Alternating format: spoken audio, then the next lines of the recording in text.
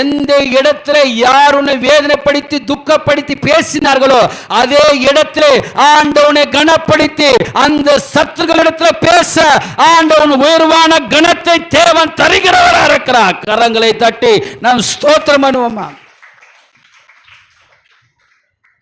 உனக்கு உன் பேரை கெடுக்கணும், உன் பேருக்கு விரோதமா குற்றப்படுத்த வேண்டும், பல விதமான வகை தேடிக்கொண்டிருக்கலாம், பல விதமான திட்டங்கள் செய்து உன் பேருக்கு விரோதமாக செயல்பட்டிருக்கலாம். ஆனா ஆண்டவர் சொல்றாரு, உன்னை நான் கனப்படுத்துவேன்.